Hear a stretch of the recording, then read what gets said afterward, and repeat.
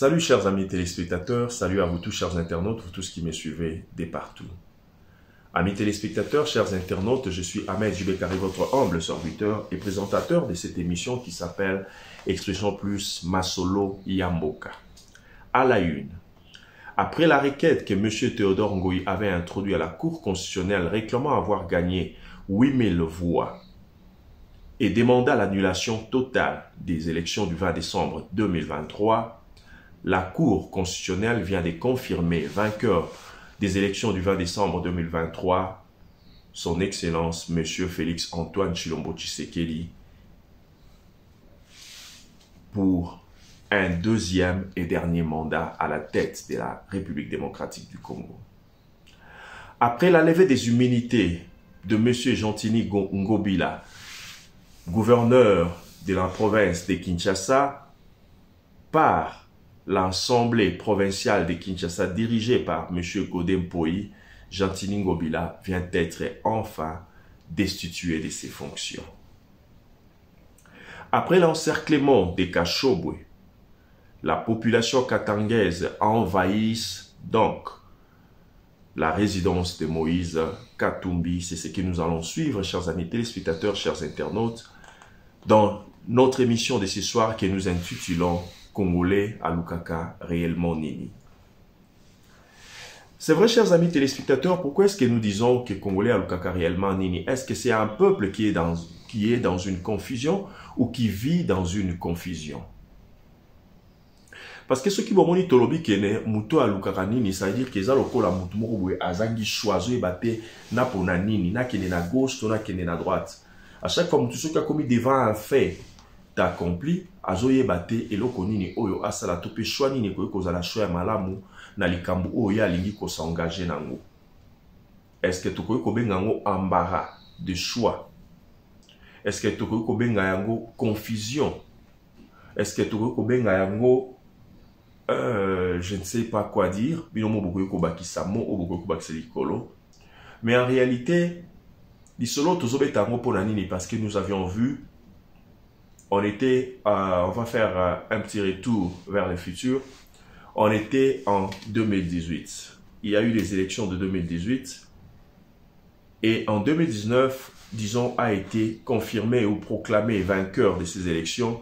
C'était M. Félix Antoine Tshilombo Tshisekedi, à qui nous souhaitons de sincères félicitations pour sa réélection à sa propre succession.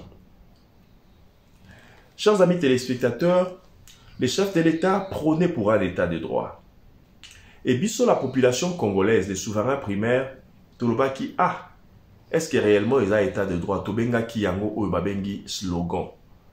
Tant on y babenga kalikambo ils slogan, c'est parce que ceux qui vont moni que non, et l'eau quoi les a mis en application, teto ils ont effectif té, c'est alors que batoualwa que non té, ba appliquer na bango makambo bazolo bate mais ils ont la ka slogan, donc c'est juste adage moko boye bazali koloba. Mais en réalité, ils ont monté au vivre. Alors, pour un parti autre, ils ont parti socialiste et du progrès, des social, il y a peuple congolais, il fallait assurer pour que même biso na kati ya progrès, mais tout le monde qui non voilà, batoualobi qui non voilà, on a parti au eumela qui longtemps dans l'opposition. C'est comme si c'est préparé à quitter pour diriger les pays. Et voilà pourquoi tout le monde a makamwaboye. Il nous parle d'un état de droit, mais en réalité, ce que nous vivons dans la société, ce n'est pas ça. Alors, il y a un tozomituna, ceux qui réellement congolais à l'Ukarani. Par là, tu dis tout conclure, tozo déduire à mon anini. Pour dire que non, peuple congolais, c'est comme ça, qui vraiment a besoin d'un état de droit. Tokei, Tokomi en 2023, tant Tokei n'a ma ponomi. Baeko proclamé par la CENI, où ils allaient la seule structure compétente pour nous proclamer Nani Azali vainqueur il y a une élection. Malgré Bouzoba ou Esala qui va opposant pour dire que non, voilà, nous nous engageons à une course, mais Torondimate Oyo arbitre à lobby. Alors, comment se fait-il que non, vous pouvez vous engager à une compétition, mais Bolobi que non, voilà, Muto Batiwana Lokola Zouze, Muto Batiwana Lokola arbitre, Bino Bolobi Borolandate Oya lobby, Muto Ya ko proclamer vainqueur, Bino Borondimangote Borondimela, ceux qui Senko, ceux qui paient Nini, ceux qui paient observateur, il y a Libanda.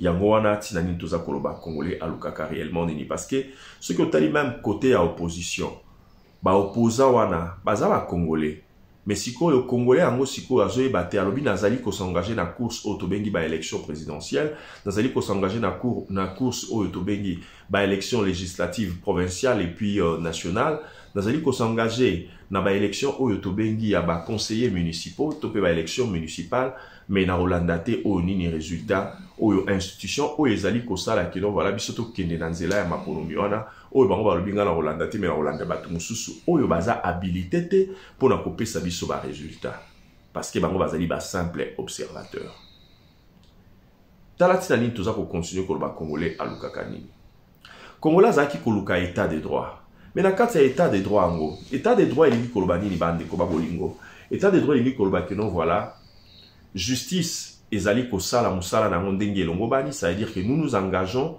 à ce qu'on appelle la tolérance zéro, là où la justice fait son travail et il doit être libre de faire son travail. Là où le chef de l'État ne donne pas des injonctions à la justice. Donc la justice doit être libre et indépendante pour na kosala musala na ndenge elongo bani.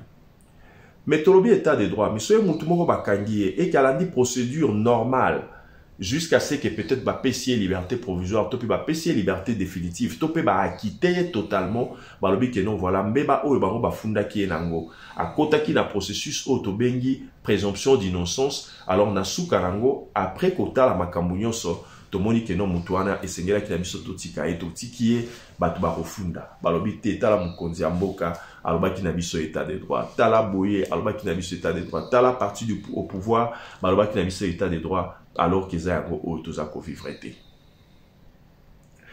Pourquoi nous avons koloba boy?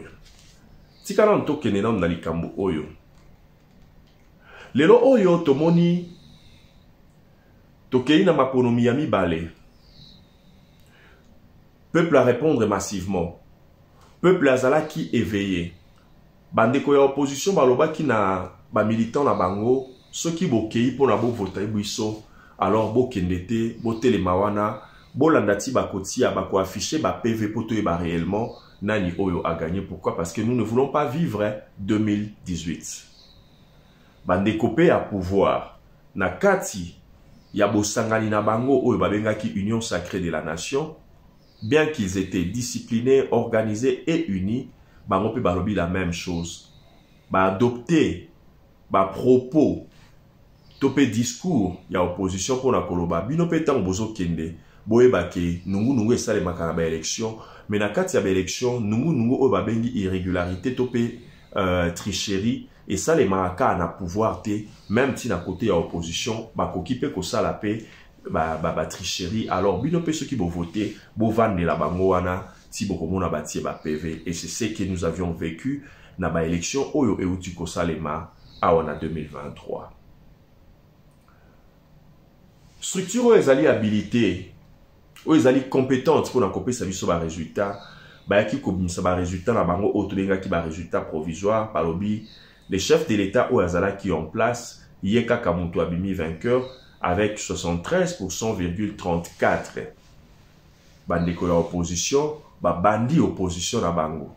Mais opposition bandeko opposition ba banda qui a monté kakatango basali déjà proclamation et résultat à ba élection présidentielle. Mais babanda qui a même avant babandi ko réclamer o tala boye et bomonaki oyo elekaki na sukarango cour constitutionnel aye lelo oyo il fallait abimisa la biso résultat mais alobité na abimisa résultat te pourquoi parce que toyambaki requête ya ndeko na biso oyo azalaki candidat pe na ba élection présidentielle oyo na tobengi na kombo ya Pasteur Théodore Ngoï, mais kuna en tant que candidat président de la République, azalaki Pasteur T, azalaki Monsieur Théodore Ngoï, topé maître Théodore Ngoï parce que azali avocat de formation et de profession aussi. À côté de ça que loko babengi requête kuna na ministère de la justice et na cour constitutionnelle, alobi que non teye à téléméri nazala ba preuve na nyonso et sengeli ba annuler ba élection wana nyonso. Kobo sanakake, soki balobi annulation à ba élection, elingi koloba 1 milliard 100 millions de dollars et kende pamba et bois kamana mai. Ce qui balobi annulation ya ba élection nyonso elingi koloba ke ba effort, ba énergie, ba mbongo oyo ba électeur ba dépensaki pour que ba kende kopé Satan na bango ko kende ko voter, y compris ye maître Théodore Ngoyi, y compris ba candidat mususu, ça veut dire ba effort na bango nyonso tout to boka yango na mai pour que to bandela processus. Ce qui balobi lisusu annulation ya ba élection elingi koloba ke bino toza ko considérer bino penzate tala biso ba oyo tobengi ba politicien tolingi to sala ba dialogue elongo na chef de l'état oyo azali en place et to kabola ba poste pour que biso to se retrouver et bino peuple to tala makambo na bino sima yango wana elingi koloba annulation ya ba élection. Ba raison oye apusaki ezalaki ba raison ezalaki penza fondé te. Pourquoi na lobe ezalaki fondé te? Parce que cour constitutionnelle a sali musala na ye. Et je vu quelque part, amis téléspectateurs, chers internautes, cour heure moko azongi saki ye nanzela. Alors lui na mais toi tu parles, tu es venu oye ko introduire requête na yo. Mais pourquoi est-ce que tu parles au nom de la population? Loba en tant qu'individu Théodore Ngoyi, candidat président de la République, nda ye koksa la kokot sa requête na ye pona ko réclamer ba makambo oyo ya zali ko réclamer wana. Mais na sukarango baye ko katali kambu baye ko confirmer ndeko Félix Antoine Tshilombo Tshisekedi lokola vainqueur ya ba élection wana. Toleki wana amis téléspectateurs et chers internautes, tokei na likambu ya levé ya ba immunité. Justice ya mboka après komona ba invalidation ya ba candidature topé annulation ya ba élection ya ba candidat oyo bakangaki na ba mbeba na niveau ya seni. Justice esengaki que non voilà basala oyo esengeli et que bandeko nyonso o bazana ba immunité balongola bango ba immunité wana le plus tôt que possible de sorte que bango basala musala na bango. Boyebi oyo elekaki entre Gentini Ngobila o azaki gouverneur Bombanda oyo bakomaki nango makasi na président de l'Assemblée provinciale oyo tobengi pasteur Godé Boyi. Bota la image oyo nde tokoya kutana encore tout à l'heure. Mibina nyoka na teya nanye teya miibi tika nyoka teya Kongo eza ya koko na bilote teya miibi tika nyoka teya bande de voleurs.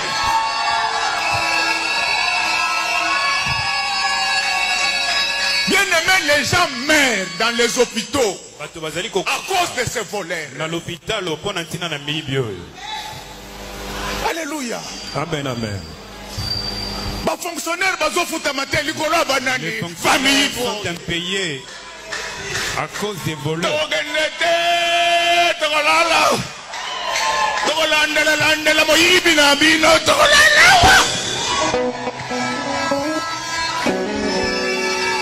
Bien-aimés dans le Seigneur, nous sommes pèlerins et passagers sur cette terre. La seule personne que nous devons craindre, c'est l'Éternel des armées. Seigneur, on vous a mis où était.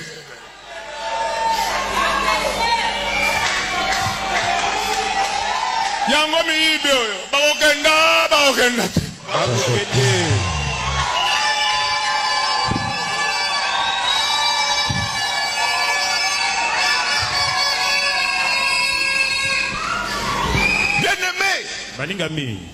Nous sommes tous pèlerins, passagers sur cette terre. Un jour, on partira. Mais quand tu partiras, tu iras où? Vous qui volez toujours les biens. Vous avez déjà vu quelqu'un être enterré? Chers amis téléspectateurs, chers internautes, je sais que vous vous êtes posé la question de savoir à ce qui biso poani yazo lancer les biso éléments mais azako sekabiso non sekabinote ezaka na cadre de toloba kongola luka anini toluka justice toluka ki état de droit ya mo ekomi ko salema parce que to monaki mukonzi la dernière intervention n'avait pas il y a Congo Top Congo FM alors bah que non regret n'a un premier mandat zalaki parce que à sala qui ba arrestation tabwaka qui ba tout na prison te est-ce que yem taobwaka te yem taobwaka te justice mute sala musa na bango mais il faut pas bazala instruit par les chefs de l'État. Pourquoi? Parce que yem tazali garant il y a bon fonctionnement il y a ba institution ya mboka. Alors il s'engeli lisunaye ezala na isika nyo surtout oyo musala ezali kosele manakati ya mboka parce que ceux qui salent malamuté bisomo toloba yango kala batu ba ko accuser te batu bazo sala na chef de l'État batu ba lobate que notre zone un système semi-présidentiel là où le chef de l'État a ko partager pouvoir na premier ministre mais batu ba lobaka que non le chef de l'État a échoué. Voilà chers amis téléspectateurs, état des droits ngo bolukaki yango yo tala bambuma na yango mukolo moko akolela parce que mikolo misusu babandi déjà kolela ndenge toboni na minutes oyo deuil ezali na côté ya Gentini Ngobila na côté ya ACP pe na côté ya Batunyo surtout oyo peut-être bazalaki ba parti bazalaki peut-être alienaye to pe bandeko o bazaki ko soutenir mais bazaya ba parti mususu to pe o ba utaki na bango tango mususu na FCC lelo o matanga ezali na ngambu na bango. Alors, amis téléspectateurs, chers internautes, monaki vidéo obno utu kota la wana et komi nango esengo ya mutu o tobengi pasteur Godin Poi. Est-ce que awa photo benga est pasteur? Les gens doivent savoir faire la différence des choses. Photo ça la différence. Na utu koloba tout à l'heure que pasteur Théodore Ngoyi, le kola candidat président de la République azalaki pasteur Théodore Ngoïté, azalaki candidat président de la République, Théodore Ngoyi. Nakamwa ki tomoni que non voilà ami bengi un homme intègre. Or muto ba bengi homme intègre zali mutu oyo azali vraiment kotambola na kati ya justice, ya droiture, pe ya équité. Mais dans sur bomona ki vidéo et circula ki na mboka Congo na 2022 là où son ex-femme Aleka ki pe aloba ki makambu sur la personne de ses pasteurs. Et les lots onde bomoniwana, c'est un célibataire.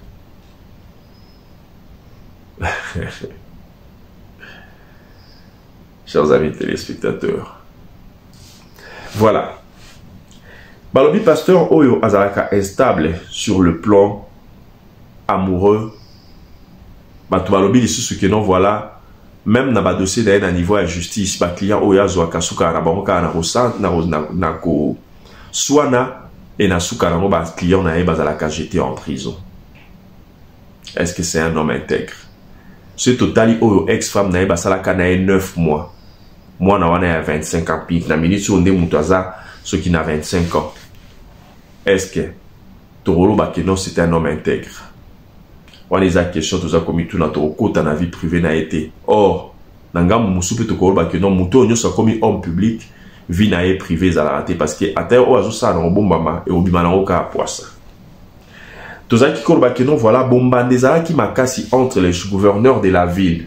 Mais comme gouverneur de la ville province de Kinshasa doit être contrôlé par l'assemblée provinciale, ndenge mo pe ko conseiller partout dans ma province. Alors tout le monde bombande zalaki makasi. Les gens ont tenté balobi te basali sa bango réconciliation et tout consort parce que bango nyo bazaki na bakota ki na kati ya union sacrée. Mais basala qui réconciliation moko masqué, réconciliation moko bidon. Au moni ba pesa ni mbote, mais en réalité bazaki na maroka binemi. Pourquoi na bi bazaki binemi? Parce que nous avions vu le bonheur de l'un a fait le malheur de l'un a fait le bonheur de l'autre.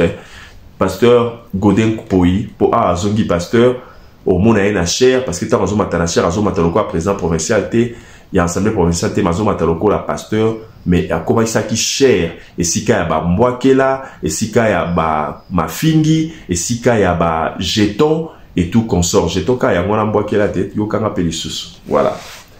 Alors et ça li pas si penakati ya communauté congolaise et si ka nyoso bato bazolela balobi ke non oyo mosali ya nzambe ya ndenge nini abwakela muninga ba mbwakela liboso ya cher esika oyo esengela ki ate ya bana na nzambe ko bongola motema esika oyo akokai pe ko profiter de l'occasion pour que atea pas seulement de ko Gentini Ngobila na musika mais bande ko nyonso o baza invalidé o bakangi bango na ba fraude pe la kimuyibi pe na ba incitation à la violence et tout consort batea bango pour que peut-être ba bongola mitema lobi atakutu bazongi na scène politique te mais bakoma bato ya malamu ba fruit ya malamu na kati ya société mais ya kobisa ki ya ngonde esika na ya bambwakela pour na kochola ba oyo ba kwei. Pourquoi? Parce que yazala ki mbandanae politique et il est très content na minute oyo yango bomoni que non voilà na démarche oyo justice esenga ki ya kolongola ba immunité ya batu bango bazaki batu ya liboso basotaki le premier pour ba longola e ba immunité ba komiseka mutuka ka individu et ensuite justice elandela ye nde ba destituer ye ndenge euti ko salema wana. Bandeko ba bolingo to katisi maintenant na ngambu ya Katanga. La population katangaise, c'est vrai, est-ce que bazalaka réellement tribal? Nani aza plus tribal? Oye cause a thème peut ko déborder ko aborder en jour mususu. Nani azali plus tribal entre le peuple kassayen et le peuple katangais? Comme les sujet na biso du jour te, totiki ka abino moko peut-être na ba bar ya ba commentaire na biso. Bon meka koktia ba commentaire pour na koyebisa biso nani o bino selon bino momoni aza tribal et puis ensuite bo suki sango ka ndenge wana te bo argumenter ba réponse na bino poto yeba nini tokoki kolobela bino na mikolo mizali koya nini ekoki kosenga na biso to sala ngo ba recherche pour que to salela ngo émission entière kolobela likambo oyo parce que ekomi réellement pas si c'est comme si congolais to yeba teroni tozoluka. Voilà le pourquoi ya thème na biso ya lelo. C'est vrai qu'on réclamait un état de droit. Dans un état de droit, ce n'est pas à l'individu, le chef de l'état, de faire justice, mais c'est plutôt à la justice, au ministère de la justice, de faire justice dans un pays. Dans un état de droit, il y a ce qu'on appelle la tolérance zéro. Là où on ne tolère pas l'impunité. Parce que Moutounion, surtout, où il y a Salim Beba, il faut la poursuivre selon la loi, P. Azala. Soit j'étais en prison, soit peut-être que l'ongolae, peut-être la fonction azala qui kotika moutou simple. Est-ce qu'un candidat président de la République quand la candidat président de la République a fonction o esengeli moutou azala ba immunité moko boye ba ko simbeta comme intouchable na kati ya mboka parce que tout le monde ngo que no ba candidat président de la République qui se permettent de tout, l'arrogance, le non-respect des autres, hein. Donc, baza makambebele à mabé au nom ya nini, au nom ya candidat président de la République. Ils peuvent tenir n'importe quelle sorte de propos envers l'autre. Pourquoi? Parce que Aza candidat président de la République. Mais Moutounio Sako comme candidat de la président de la République. Ceux qui kaka famille nae kangiseli moi $100 000 et qu'Aza gradué et que Boye Bignon surtout au esengi la candidat à la confirmer le col la candidat de la République. Mais pour la ligne comme le col la fonction. Et que Moutou a candidat président de la République, il faut avoir intouchable. Tomoni wana bandeko ba bolingo. Et loko, o na moni yango ki no eza malamu te na kati ya likambo ezake. Il faut toyeba ke no tango état de droit eza ko salema. Tango justice ezo za appliquer na kati ya mboka, c'est vrai to mona loko ba konzi ba komi mitema mabe. To mona loko ba konzi ba komi ba dictateur.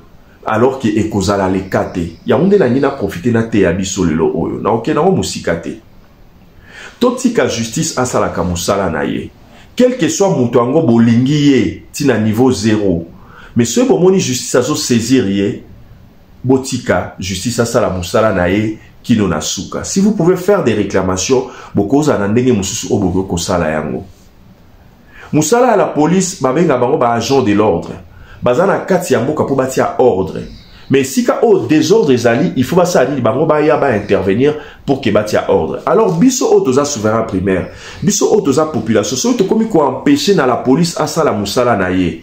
Eza malamu te, tozo linga kosunga mboka na biso te pour que mboka na biso ekende liboso. Je vais le répéter en français. Dans un état de droit, la justice doit être libre et indépendante. Et la justice travaille en collaboration avec les agents de l'ordre que nous appelons la police. Nous avions vu, chers amis téléspectateurs, que non, voilà, la résidence de Moïse Katumbi était encerclée par la police parce qu'ils ont été instruits que non, voilà, ils devraient surveiller le mouvement, tout le mouvement de M. Moïse Katumbi. Mais alors que nous avions vu, ils sont venus amicalement parler avec lui. Et lui essayait un peu de désister. Après, il parlait avec la police. C'était aussi d'une manière aussi amicale. Mais après, nous avions vu, ils ont encerclé Kachogwe parce qu'ils se sont dit que, voilà, tous ces mouvements doivent être surveillés. Et nous avions vu la population kantangaise partir pour encercler, disons pour ne pas encercler, je veux dire, mais pour envahir la résidence. Une façon de dire que non, voilà, c'est un candidat que nous avions aimé et que nous aimons et qu'ils ne veulent pas que les mal lui arrivent. Ce n'est pas mauvais.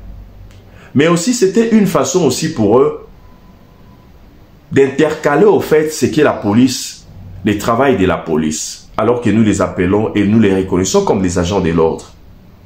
Là où on veut rétablir l'ordre, personne n'a le droit d'intervenir. Ils ne sont pas partis les tuer, lui faire du mal, lui causer du tort, mais ils sont partis juste faire leur travail. N'oubliez pas, amis téléspectateurs, chers internautes, qu'il y a des dossiers dans les jours qui viennent qui vont poursuivre ces messieurs. Parce que vous le savez très bien que son bras droit est emprisonné en ces moments, il est en poursuite judiciaire et des dossiers avec lesquels on lui a poursuivi peuvent aussi toucher la personne de Moïse Katumbi. Donc, ce tomoni population, police accueilli kosala musala na ekuna, makambo nyonso bakoki koyebisa population te. Mais vous devez savoir que police pe ndeka kabalobaka na lingala baluka yo na mabe kasi bakuta yo na ngote. Ce qui réellement Moïse a le main propre à obangelo comme côté. Ce qui réellement Moïse a le main, Moïse Katumbi a le main propre. Atakutu la police accueilli kuna population akoki ko intervenir te mena sukarango. Bon, mon que non voilà, à cause de quit. Mais tout ce qui a empêché la police, kosala musala nae, de la même manière, pena koloba, tout ce qui a empêché quiconque na kati ya mboka na biso a exercer fonction nae ndenge longo bani. Pourquoi? Parce que tokoluka tout ya bakal na état de droit oyo biso nyonso toza na posa nango na kati ya mboka na biso. Amis téléspectateurs, chers internautes, tala ndenge nini toye kokoma na suka na émission na biso ya lelo parce que na baye que je ne serai pas long ya monde ka to ya kikoloba toyeba nini o toza koluka na kati ya mboka mutu nyonso tu o asali mbeba il faut la poursuivi selon la loi. Mutu nyonso tu o asali mbeba il faut akangama s'il faut akangama. Mutu nyonso tu o asali mbeba il faut la police, justice et sala musala nango ndenge longo bani et biso comme population, bien les souverains primaires, nous ne pouvons qu'accompagner le service wana pour aider bango basala musala ndengelo bani na kati ya mboka na biso. C'est par là que je mets un terme à ces thèmes qui étaient congolais à Lukaka réellement nini. Nous allons nous retrouver prochainement. Inch'Allah. Au revoir.